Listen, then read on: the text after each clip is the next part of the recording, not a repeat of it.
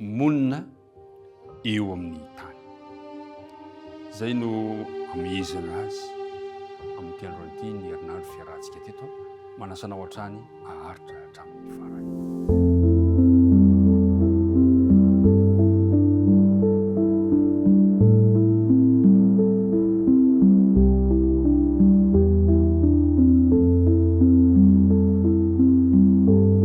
Mbola mpifaliana mandrakariva no hiarabana antsika tsiray avy amintsikatsika tafahoana indray amin'izao anio izao amarana ny herinandro tsikasika, kanefa azo antoka fa ny tompo eo hatrany hatrany.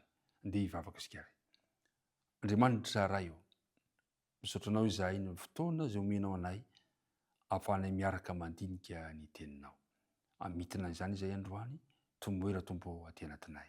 Naran'i Jesosy, amen. Monina eo amin'ny tany.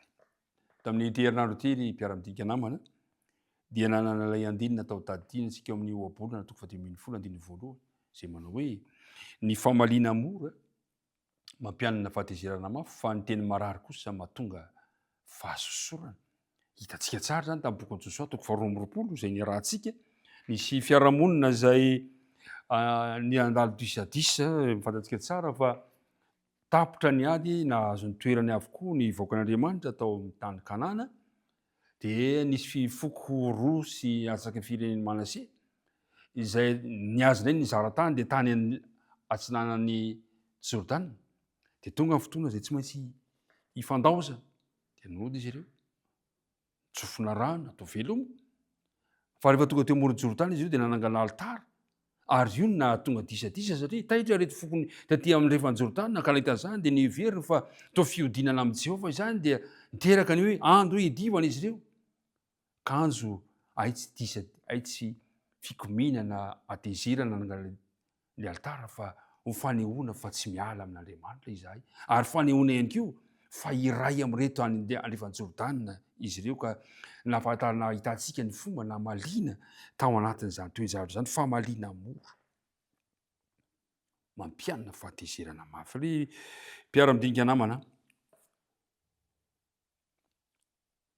ilayntsika tokoa ny misoroka mety olana eo anivon'ny fiarahamonina, ary tokony ho alavirina ny endrikendrika izay tsy mari-pototra. Alavirina ihany koa ny fanaovana teny mitratrevatrevo,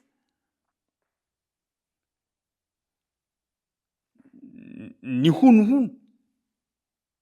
Hitantsika tamin'ny herinandro ity fa mendrika alaitahaka ny fahendrena izay nasehoan'ny taranaka Robena sy nireo rahalahy.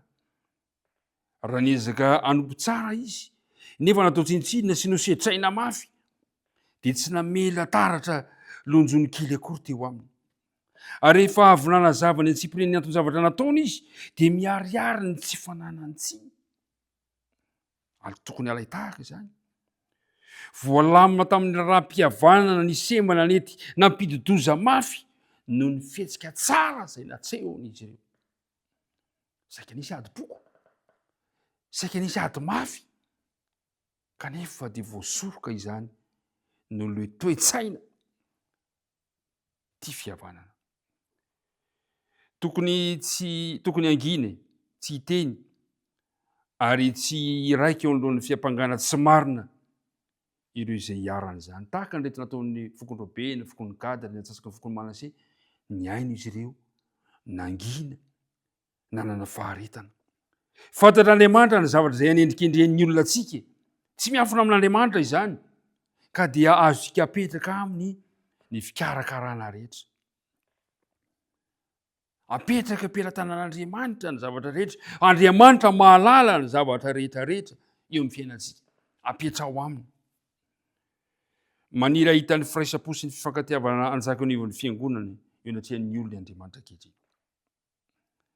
Ary zay ny vavaka nataon'i Jesosy manao hoe mba ho iray ihany izy rehetra tahaka ny maha iray antsika hoy Jesosy. Natao antsika amin'izao vaninandro izao io vavaka nataon'i Jesosy ao amin'ny filazantsarany Jaona toko 7:20, 20. Hoy Jesosy hoe nefa tsy ho an'reto ihany no angatahako fa ho an'izay mino ahy koa noho ny teniny. Aoka tsy hisy na de ray akory aza tsy mpamarinana avela ho raraka amin'ny tany. Aoka isika izora tsy mitsahatra anatratra ny firaisana zay manam-porofo fa mpianatry ny tompo isika. Zava-dehibe ny rahantsika tamin'ity herinandro ity, ny tantaran'ny zanak'Israely, ny fanaovam-beloma, ny fampodina, firenena roa sasany ho any an-dafa atsinanan'ny Jordany. Nahitantsika firavonana ary nasanatran'Andriamanitra noho ny firaisan-tsaina, noho ny fihavanana ny ravina indray.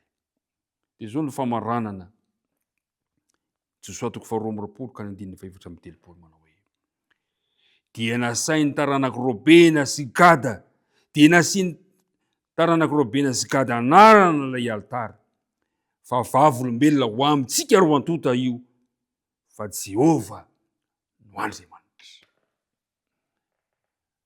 Zay ny fahatsiarovana nisy altara, fa ny tiako kosa androany, ianao kosa no ijoro ho altarana am'izay toerana misy anao, ho vavolombelona amin'ny taranaka rehetra eo amin'ny fiarahamonina sa misy antsika, fa Jehova no Andriamanitra.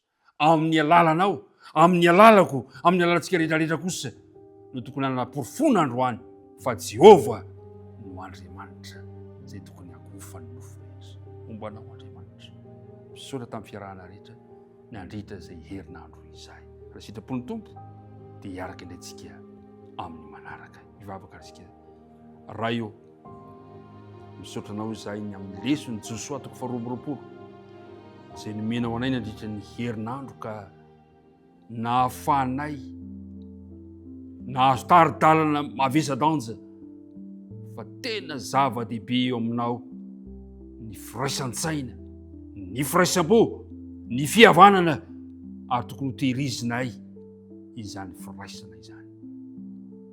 Nanangana tsangam-bato ny taranaki Gada, ny taranaki Robena, ny fokony Manase, mba ho fantatra ny firenena rehetra fa ianao no Jehova Andriamanitra. Ankehitriny ihany keo ijoro izahay mba ho vavolombelonao, ka amin'ny alalanay no hafantaran'ny olona fa ianao no Jehova Andriamanitra zay tokony hakofa ny nofo rehetra. Dia mitahy anay, mitahy ny mpiara-mitinika rehetra, vavaka tonoana isika tany amin'ny anaran'i Jesosy. Amen.